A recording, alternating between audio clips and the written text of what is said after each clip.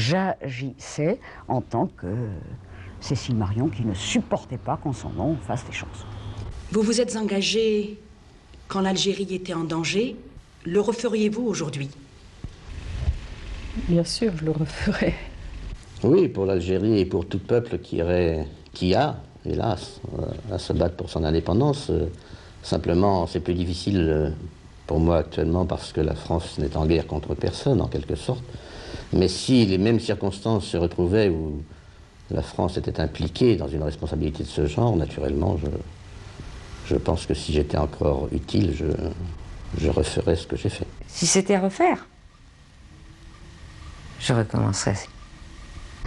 Non seulement je le referais, mais je remercie vraiment les Algériens de m'avoir permis de m'associer ainsi. Que, humainement parlant, la guerre que livrait la France à l'Algérie était absolument injuste, insupportable. Bien sûr. Ce que je peux dire, c'est que ça m'a faite.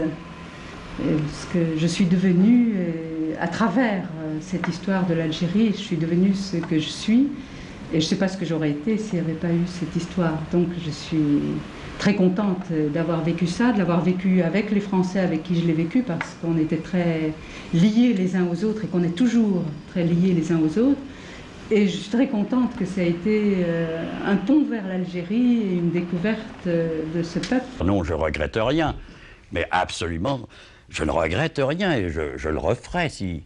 Et parce que je le répète, ça m'a donné une dimension à l'existence formidable. Pour la première fois, je vivais en harmonie avec moi-même et ça, c'était très important.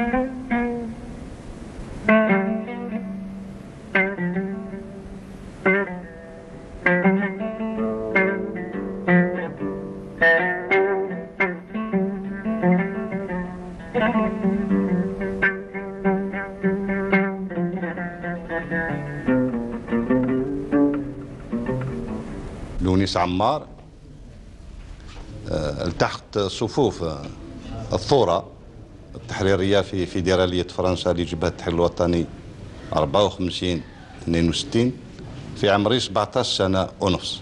كنت عامل في رونو واندمج في صفوف الحركة الوطنية من أجل استقلال البلاد في 55.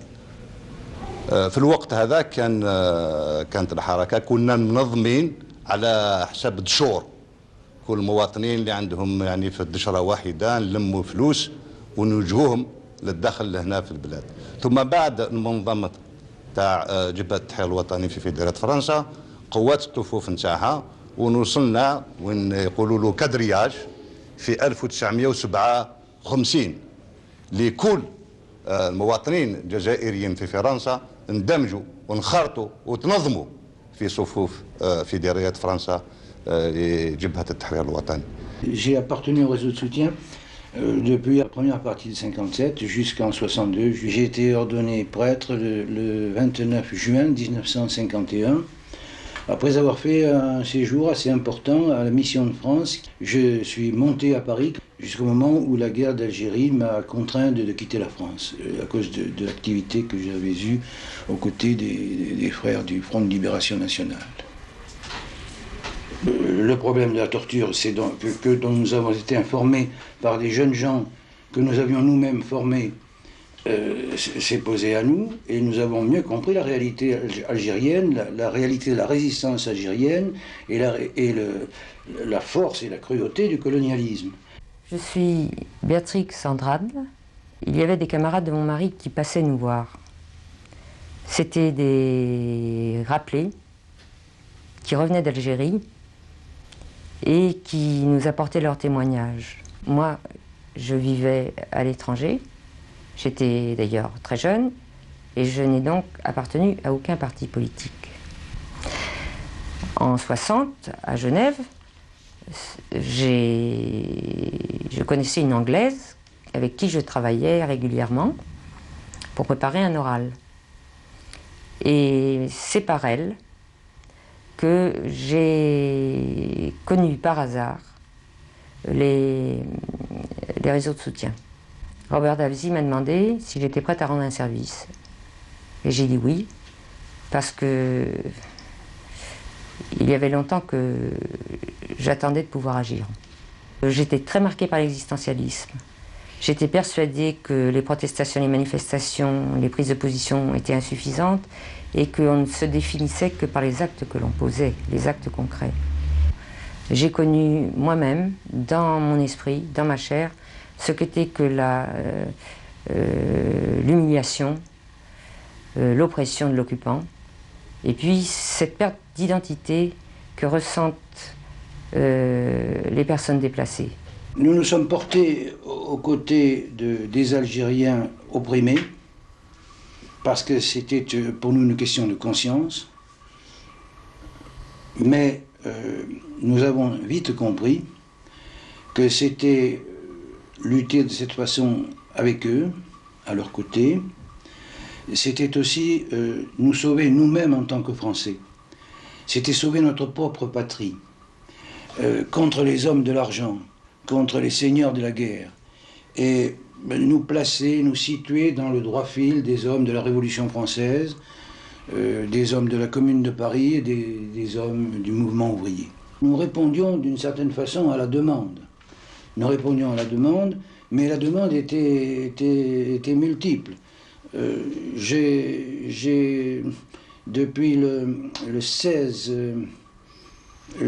mai 1958, j'ai travaillé aux côtés des Algériens comme permanent jusqu'au 4 juillet 1962, et on travaillait souvent 16 ou 18 heures par jour,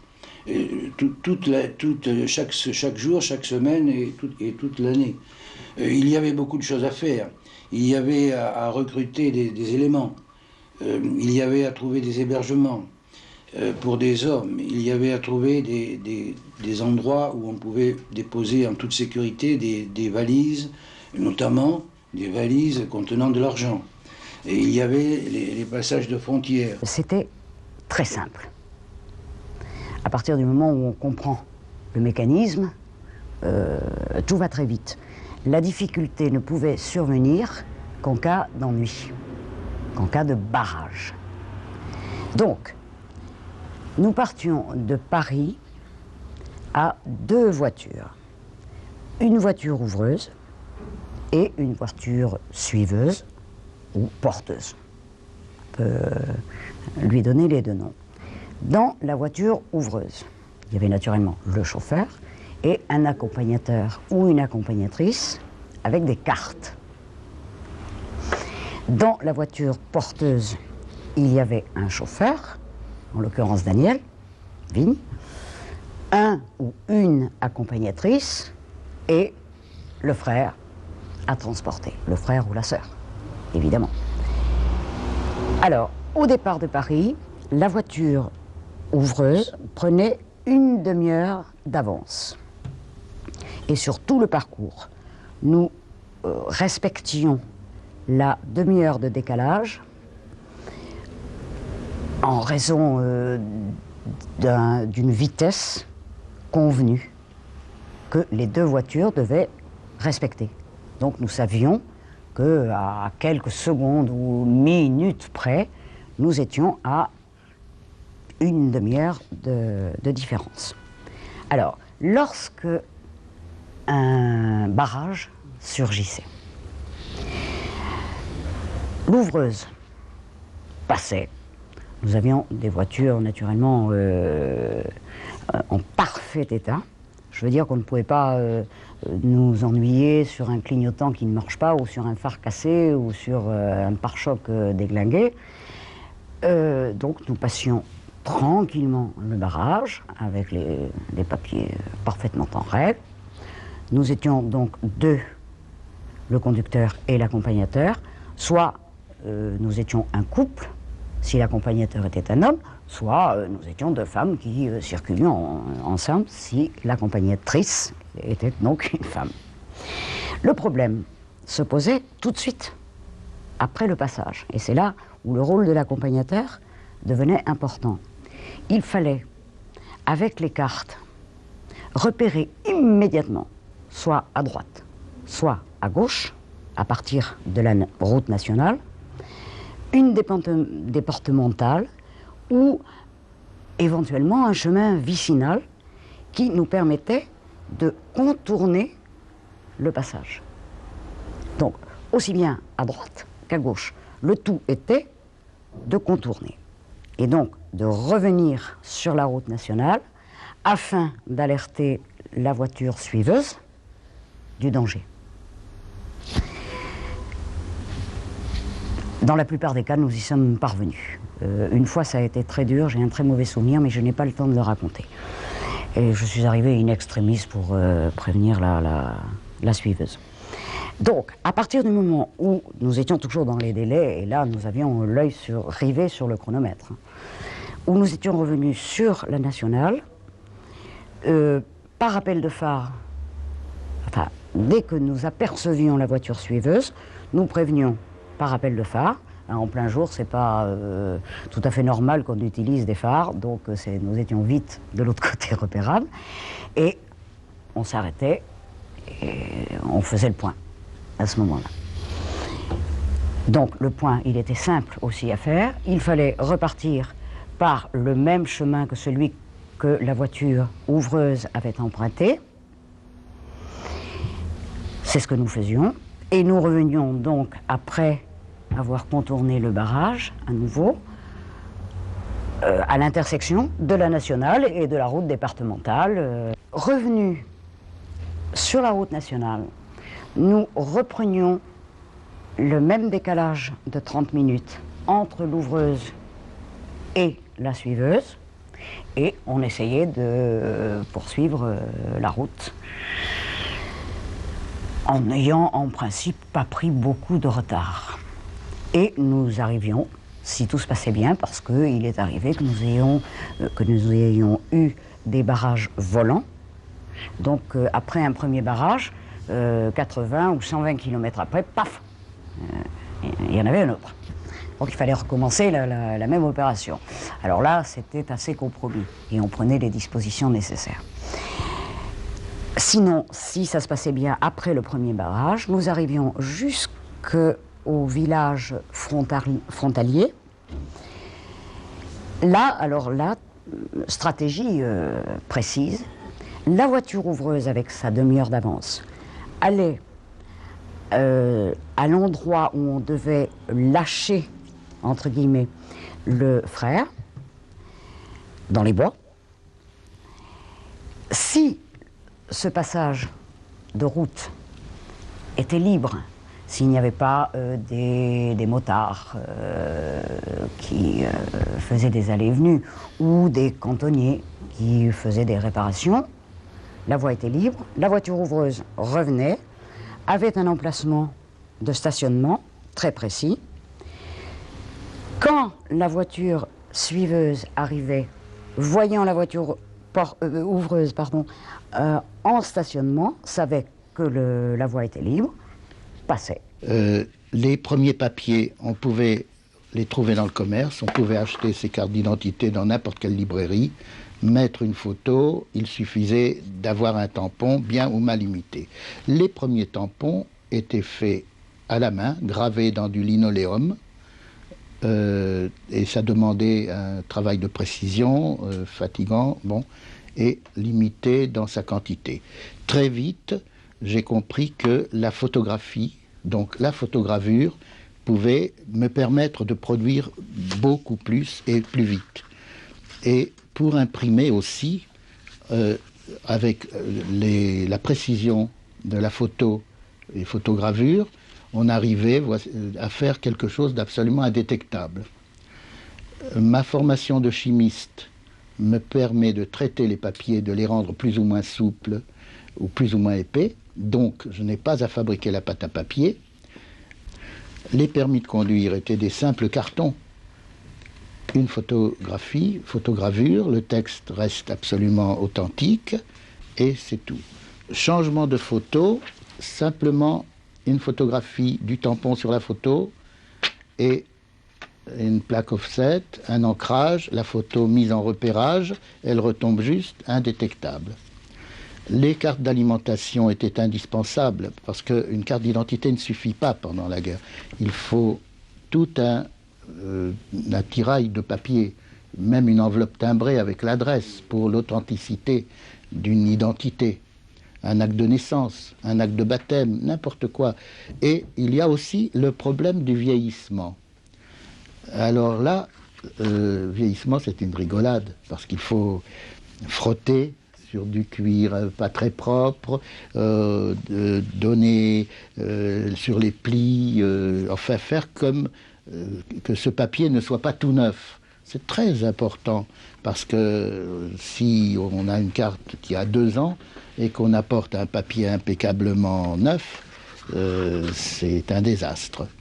Alors, la photogravure a permis de faire des tampons et des papiers rapidement, avec une exactitude absolue. Tout ça s'en est. Et même plus loin, les passeports, c'est un gros travail, puisque c'est fait de façon artisanale, et là, les filigranes aussi, par incrustation de fond. Alors ici, je ne sais pas si on peut voir par transparence, mais il y a donc l'impression de ces passeports allemands, de nazis, 2 couleurs de filigrane en impression, plus le noir évidemment, et puis les filigranes transparents, comme dans les billets de banque, en plus et en moins. Bon. Donc toute cette expérience, ça a permis de sauver des dizaines de vies, des dizaines de milliers de vies humaines pendant l'occupation nazie et la collaboration de l'État de Vichy. Pendant la guerre d'Algérie, j'avais cette expérience et j'ai été au plus court, donc efficacité absolue. Voici des cartes d'identité françaises, indétectables, même moi-même, si quelqu'un d'autre les remplit et me montre, je ne saurais pas reconnaître les miennes des autres. Ça, c'est pour les tampons en relief, aussi des raccourcis. Une photogravure et un morceau de plastique, d'un bout d'entonnoir ou de cuvette, qui est moulé à chaud, et qui est donc absolument exact, et qui donne le relief sans découper comme un emporte-pièce. Ça, c'est un tampon de Soukaras. Quand Francis m'a demandé mon aide, pour moi, j'avais déjà rendu quelques petits services comme ça à quelques amis dans l'embarras. Je n'étais pas entré dans une organisation. Ça veut dire que Francis m'a demandé mon aide. Je savais ce que ça peut apporter et j'étais tout à fait pour que cette guerre prenne fin le plus vite possible et que les Algériens puissent avoir leur dignité et leur indépendance. J'ai donc mis en route mon expérience et fait face au fur et à mesure des besoins du mieux que j'ai pu. Ça veut dire que des milliers de papiers ont été faits, cartes d'identité, passeports, de tous les pays du monde, parce que très peu de papiers français ont été faits en fin de compte. Il y avait des papiers suisses, des papiers belges, des papiers allemands, des papiers marocains même, sud-américains, au fur et à mesure des besoins. Bon, pour moi, il y a un impératif. C'est pas du bricolage, il faut que les papiers soient indétectables, sachant qu'il y va de la vie des gens qui les utilisent. نتكلموا شويه على النضال تاع الشبان وبالاخص نتاع الشبان اللي كانوا يدرسوا هما الطلبه كانوا يعني طلبه في الجامعه او طلبه في الثانويات. نتكلم على الطلبه بالاخص. هذا البرومي نوفمبر حكم الطلبه الاكثريه كانوا في فرنسا. واللي كانوا يعني داخلوا في النظام الوطني، كانوا في MTLT ولا في الأحزاب أخرى، فين انتموا يعني لجبهة التحرير الوطني. وكاين اللي مشاو للجيش، وبالأخص الطلبة نتاع الثانويات هذو اللي كانوا هنا في الجزائر، والمناضلين يعني الطلبة اللي مشاو نقولوا اللي ساهموا يعني مباشرة في حرب التحرير، هو من بعد الإضراب تاع 56. الإضراب تاع 56 يعني شاف بلي الطلبة كانوا في فرنسا، الأكثرية منهم قعدوا يعني يناضلوا في فرنسا، وهذا بقرار يعني من الفيدرالية، يعني باش يوجدوا الكوادر تاع البلاد المستقبل يعني. والفيدرالية بعثت الأكثرية باش يقراوا في الخارج، يعني الإطارات هذو باش قراوا بالمنح نتاع العمال نتاع فرنسا. Anne Price, 51 ans, graphiste. Il y a eu un malentendu. Normalement, le FLN engageait des personnes majeures. Et suite à un malentendu, l'âge, on n'a pas su. Et quand on a su que j'avais 19 ans, j'étais déjà dans le réseau. J'étais étudiante aux arts décoratifs. J'ai passé une soirée avec des amis à Lyon, qui m'étaient très chers, du milieu protestant d'ailleurs. Et on parlait de la guerre d'Algérie. Moi, je n'étais absolument pas politisée. Et on parlait des arrestations et des contrôles arbitraires qui se faisaient à la vue, à la tête de maghrébins que pouvaient avoir les gens.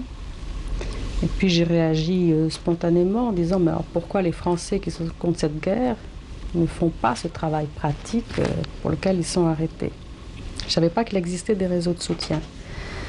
Et quelqu'un qui était là dans cette soirée m'a contacté tout de suite après en me disant tu sais, il existe des gens qui font ce travail dont tu parlais, et est-ce que tu pourrais faire aussi partie de ces gens-là? Et a priori, j'ai dit tout de suite oui.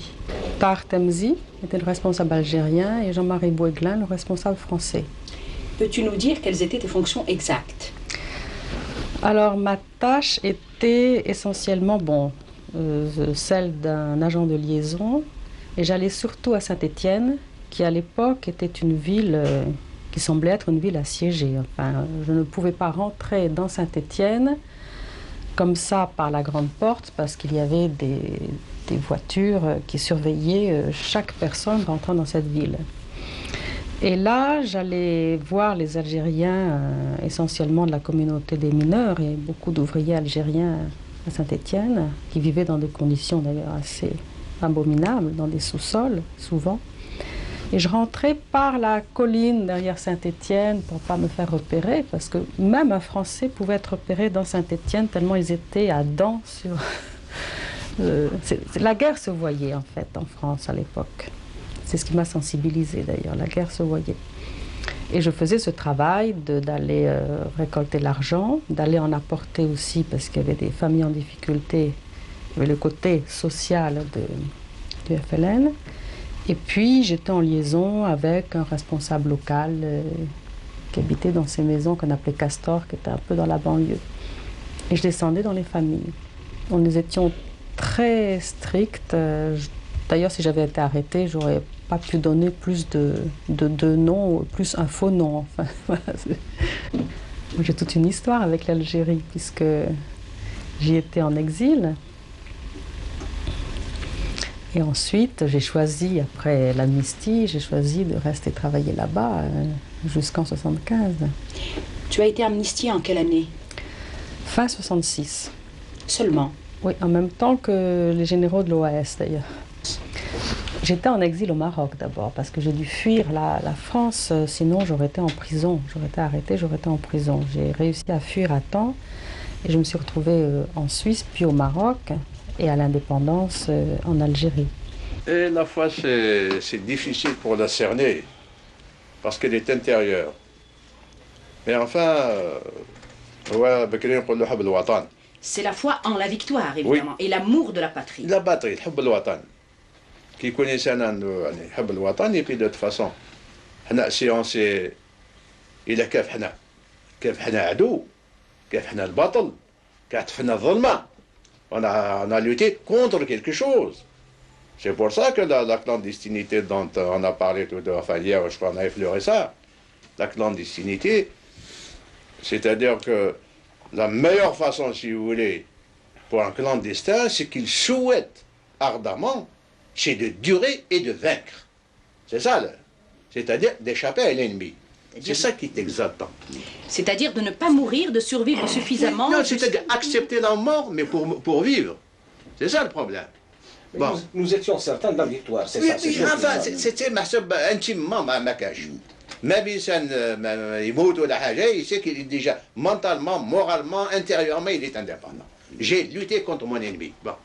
Et c'est ça le problème, c'est-à-dire la clandestinité, que hayat sirriya, si on peut, la vie clandestine.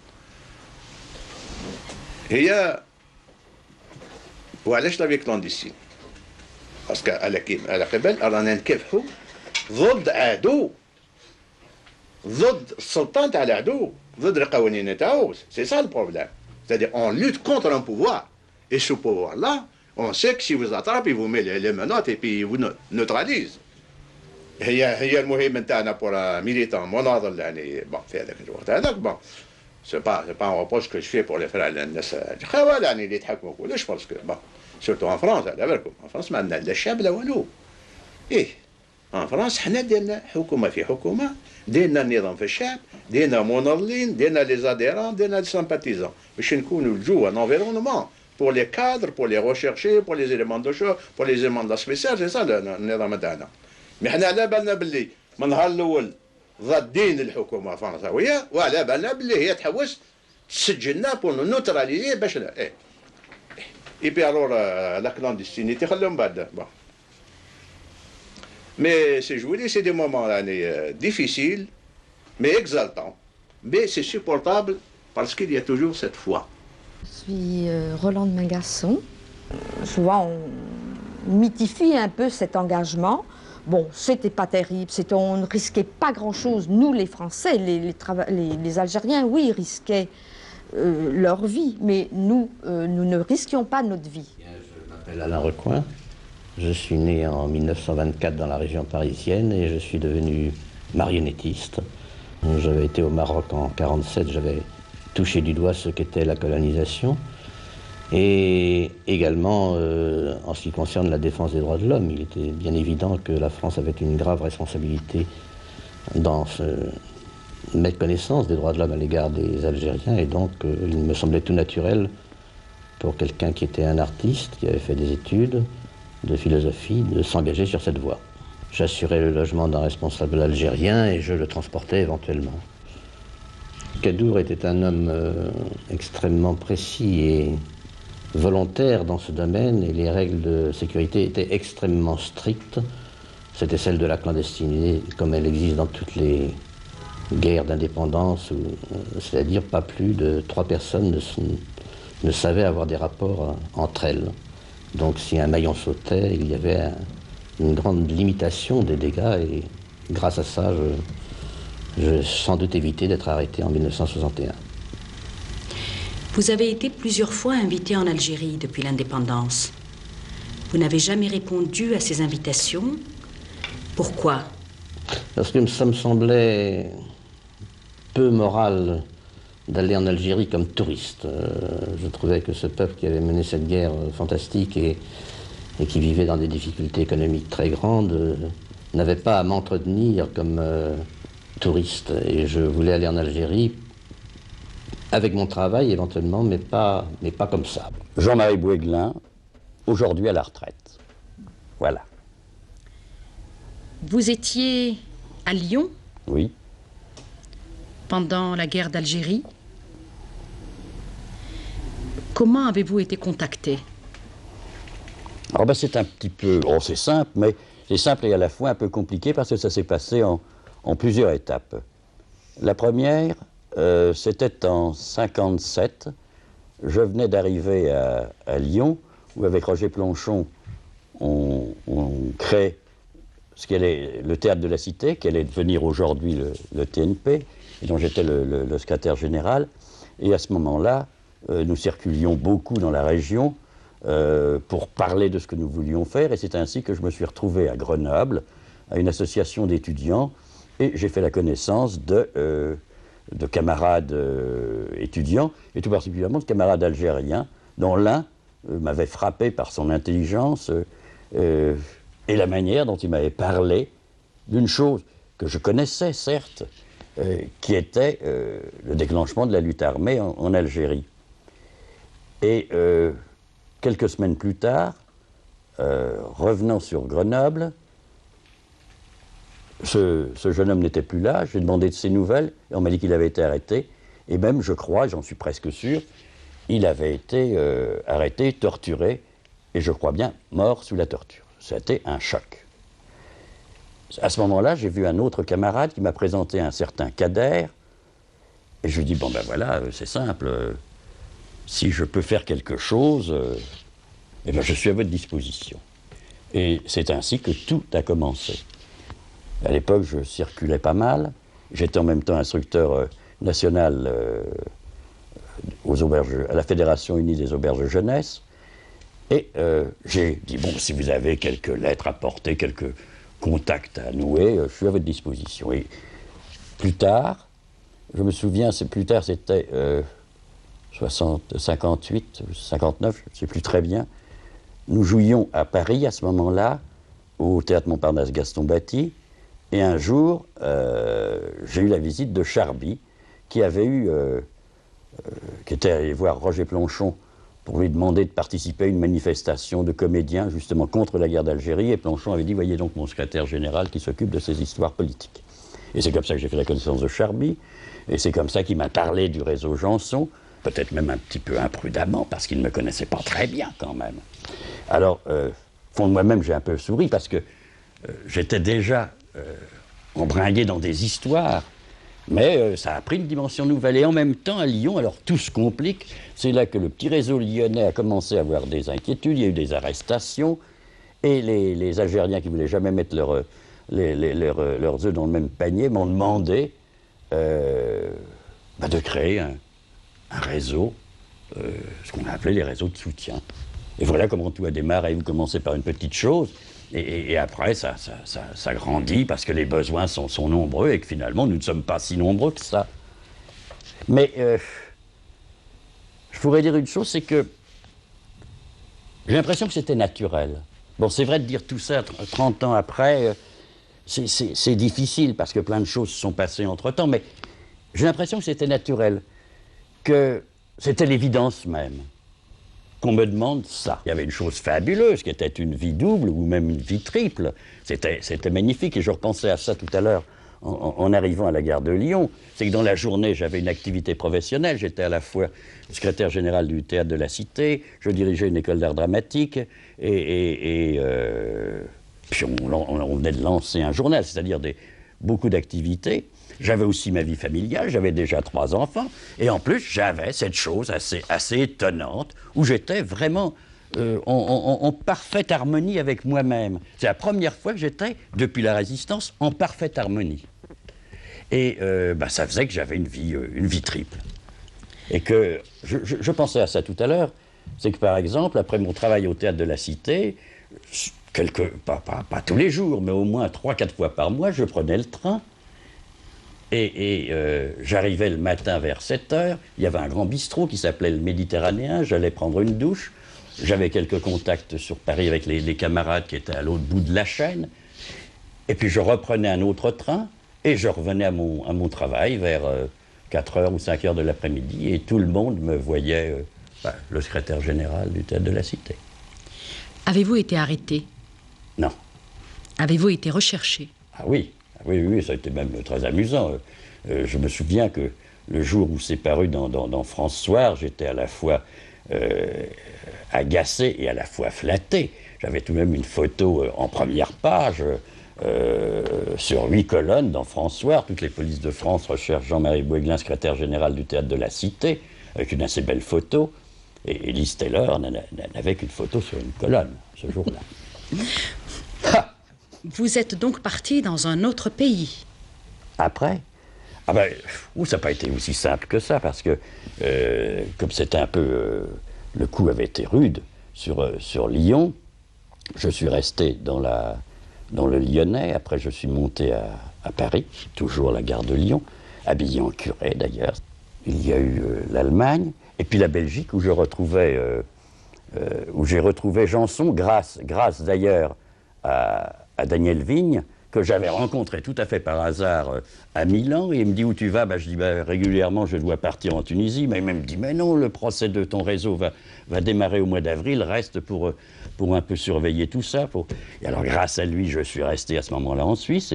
L'idée nous était un peu suscitée par Abban Hamdan, qui était totalement scandalisé à l'époque par le fait que les forêts algériennes étaient brûlées au napalm. Il y avait la partie réservée à l'organisation en général. C'était effectivement l'objectif qui nous paraissait très simple et facile à réaliser, c'était les forêts. Et puis la forêt en mois d'août, c'est quelque chose d'impressionnant. Bon, maintenant, à côté de cela, il y avait un plan qui était réservé uniquement au commando de la spéciale. C'était des objectifs à caractère économique et militaire. Parmi les objectifs économiques, on avait retenu le pétrole. Pourquoi? Parce qu'on venait justement de découvrir le pétrole. Le pétrole, on commençait à le mettre en exploitation, et c'était le problème du Sahara. Déjà à l'époque, on sentait que ce problème du Sahara allait devenir quelque chose de crucial. On parle de début de 1958. Donc, pour la région du Midi de la France, on avait retenu 3 objectifs en général. Il y avait le pétrole, le sabotage des bateaux et certains attentats contre notamment la préfecture de Marseille. Bon. En gros, les objectifs qui étaient réservés à la région de Marseille. Dans la région de Marseille, c'était Aïssaoui qui était responsable de la région de Marseille, qui est parti avec ses instructions. Donc, voilà pourquoi à Marseille, il y a eu Morpiane qui a été visé. C'était l'Estac. C'était l'Estac, très proche du port de Marseille. Un port où mouillaient les grands bateaux qui transportaient les hydrocarbures. Et c'était le 5e objectif que j'avais ciblé quand j'ai reçu l'instruction de mon responsable à Aïssaoui, comme le disait tout à l'heure Abouaziz. Et le seul problème qui s'était posé à moi, comment faire sauter cette grosse installation. C'était sévèrement gardé. Alors nous avions élaboré un petit scénario avec Nadia Srir, qui était mon agent de liaison, et nous nous sommes habillés en travailleurs et travailleuses. La 6e visite, nous nous sommes aperçus qu'il existait une espèce de canalisation, un tuyau qui est relié 2 bacs. Et c'est là où nous avions décidé donc d'accrocher la bombe. Et quand ça a explosé, ça a fait un terrible feu d'artifice extraordinaire. Et quand je suis allé, comme tout le monde, comme tous les Marseillais, visiter l'endroit, en compagnie du maire de Marseille, c'était M. Gaston Defferre, un des bacs a explosé et s'est envolé à plus de 200 mètres de hauteur. Marseille était illuminée par ce feu d'artifice. L'incendie a duré à peu près 15 jours. C'est la préfecture de Marseille. C'est Nina qui a caché la bombe, un bidon d'huile pour voiture de 2 litres, je crois. Nous avions pensé qu'il fallait organiser un fait de diversion.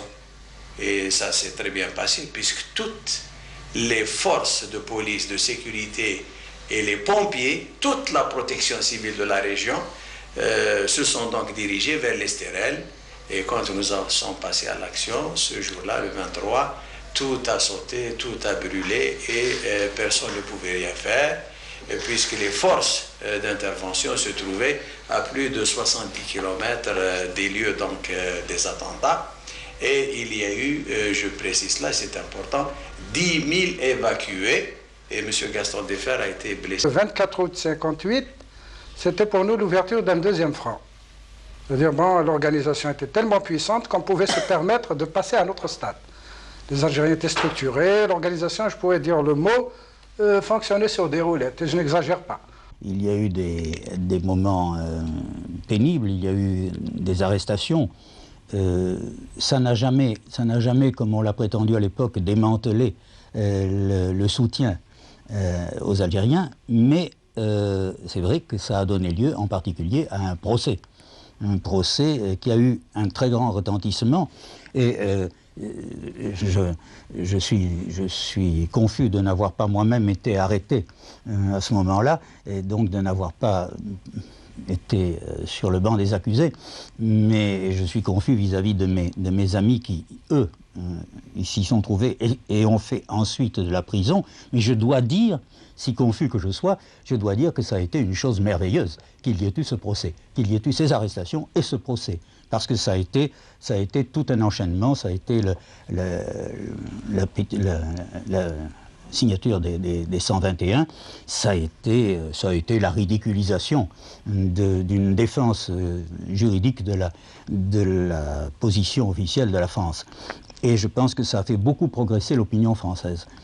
Bon, alors, le procès a été un spectacle grandiose, me semble-t-il, enfin, et je crois que tout le monde en a tiré les conséquences qu'il convenait d'en tirer. La police exerçait sur les Algériens, n'en parlons pas, mais sur nous-mêmes, une pression considérable. Et on prenait beaucoup de mesures de sécurité, mais personne n'est absolument infaillible. Et en fin de compte, oui, j'étais arrêté à Lyon. J'avais été condamné par contumace pour complicité dans les attentats du mois les attentats, disons, du mois d'août 1958, parmi lesquels on se souvient de Mourpiane, on se souvient de l'attentat contre Jacques Soustel, avenue de Friedland à Paris. J'étais un de ceux qui avaient fait passer la frontière d'Espagne aux éléments qui ont été pris qui ont été pris après ces actions, notamment Ouragui, Chérouk. Dès le début, j'ai commencé dans une région et ensuite j'ai été condamné, avec Nadia d'ailleurs. On a été condamné dans la même affaire. On a été condamné par contumace. On a été obligé de changer de région. Donc on faisait d'autres régions, de la Loire, le Rhône, Grenoble, Bordeaux, etc. On a fait un peu toute la France. Je crois que je connais mieux la France que l'Algérie.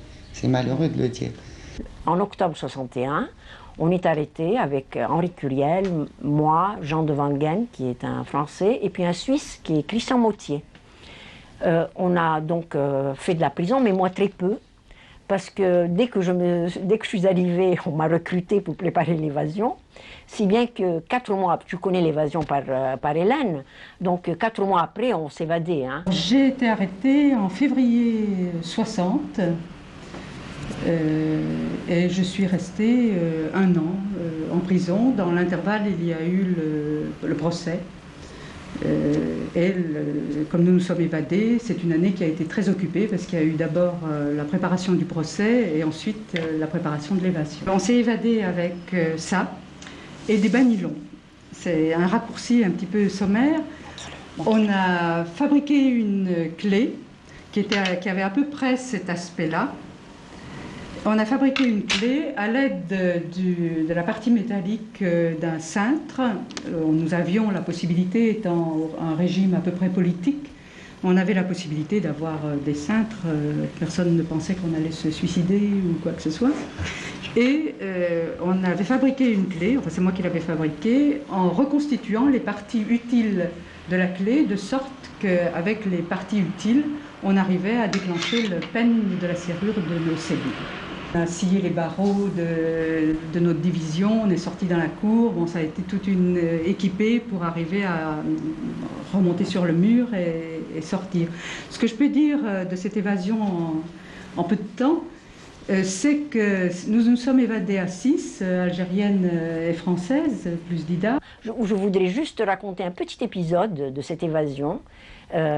Lorsque j'avais fait la courte échelle pour que les filles grimpent sur le toit, moi je me suis trouvée avec personne pour me faire la courte échelle. Alors je me suis mise dans un coin pour essayer de réfléchir de ce que je pouvais faire.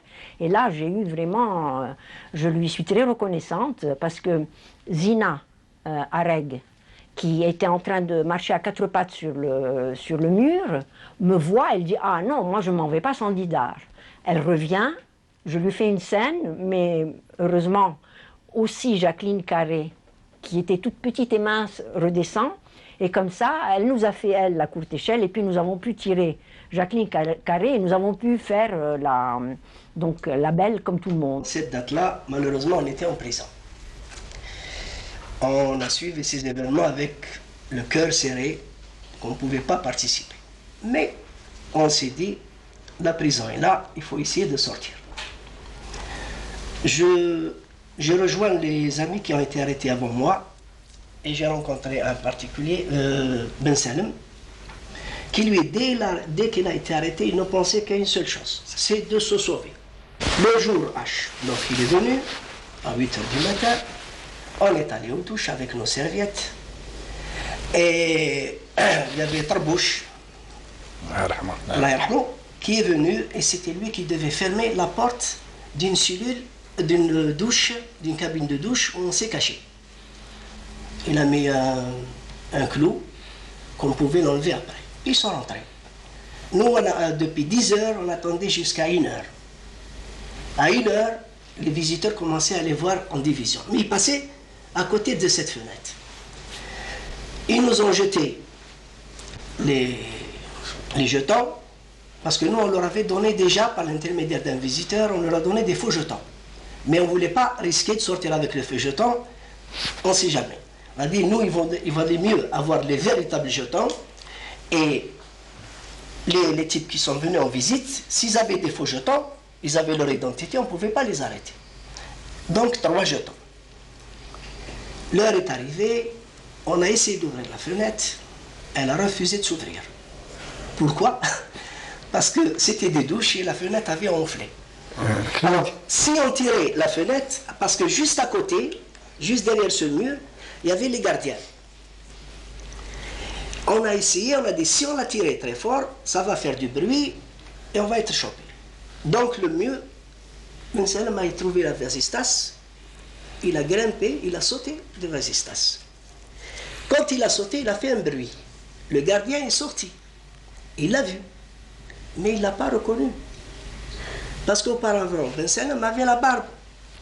Et en attendant de raconter des histoires de 10 heures à 1 heure, il s'est rasé.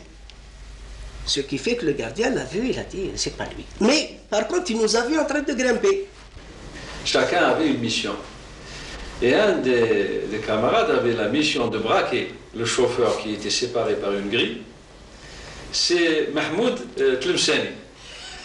On s'était entraîné pendant longtemps et il devait dire au gardien, tourne à droite. Il le braquait et il lui dit, tourne à droite. Et en tournant à droite entre les 2 bâtiments de la détention, on est toujours dans l'enceinte de la prison, on va dans une impasse. Et là, on devait casser la porte et substituer le chauffeur. Je devais moi-même, j'étais le seul à avoir un permis de conduire, faire demi-tour avec les tenues des gardiens et on sortait par la grande porte. Mais qu'est-ce qui s'est passé et comment ça a raté? Au lieu de dire tourne à droite, Mahmoud Tlemceni a dit tourne à gauche. Et au lieu d'aller dans l'impasse, il nous a amenés dans le campement CRS. Je devais avec un frère militant, Handel, que nous appelions Xavier, faire un tract un soir. Et nous nous sommes rendus ensemble chez ceux qui nous hébergeaient. C'était soit des Français, soit des Algériens qui avaient déjà une position sociale, c'est-à-dire qui étaient concierges dans des immeubles. Et nous nous sommes rendus, donc c'est ce concierge qui a bien voulu mettre la conciergerie à notre disposition. Nous avons travaillé pendant peut-être 2 heures. Puis nous avons bavardé avec lui, avec cet Algérien, d'un certain âge, il devait être peut-être moins âgé que moi, actuellement. Je le trouvais vieux. Et il nous disait qu'il était en France depuis sa démobilisation, après la guerre 14-18, qu'il avait même fait de la prison parce que, à Odessa, alors qu'il se trouvait dans tel régiment de tirailleurs, etc., à Odessa, il avait, avec d'autres camarades, d'autres tirailleurs, fort nombreux, algériens, refusé de tirer sur ceux que nous appelions les bolcheviks. Ce que nous apprenait cet Algérien, dont j'ai oublié le nom, et qui fait partie de ces innombrables Algériens anonymes qui ont aidé la révolution, qui ont participé à la révolution algérienne, nous avait stupéfaits. J'ai fait quelques recherches, sommaires peut-être, et nous avons établi que les faits étaient réels.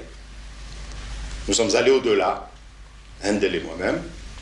Nous avons aussi découvert que les Algériens avaient participé aux côtés des républicains à la lutte contre ce que nous appelions aussi le fascisme et le franquisme.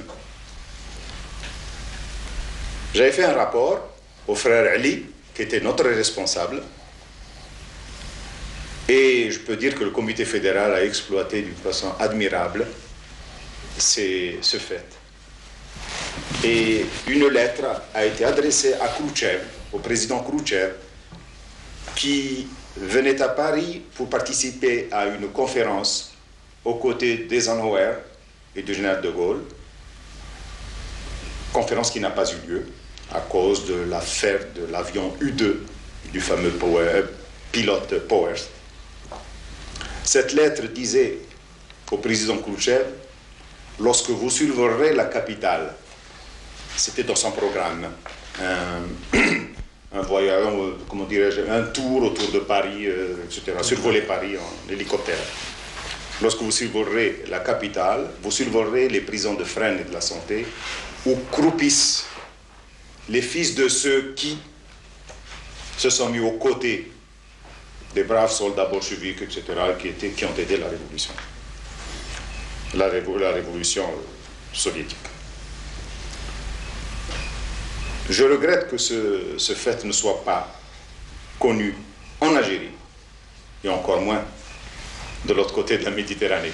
Après 62, j'ai eu l'occasion, soit en France ou une ou deux fois en Algérie, quand j'ai été invitée, de rencontrer des camarades algériens que je ne connaissais pas, bien sûr, pendant le soutien, tels les camarades de la Fédération de France, tels Omar Boudaoud, Ammar Ladlani, Ali Haroun,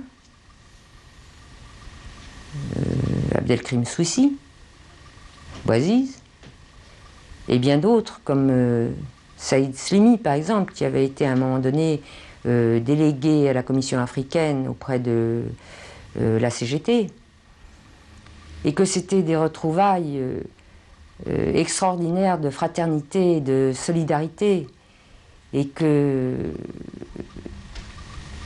ça remplace tout. Chaque fois que je retrouve la population algérienne, sous quelque forme que ce soit, à travers quelques circonstances douloureuses ou pas que ce soit, je redécouvre un peuple étonnant par ses capacités de ressurgissement permanent, quelles que soient les épreuves qu'il subit, qu'il rencontre.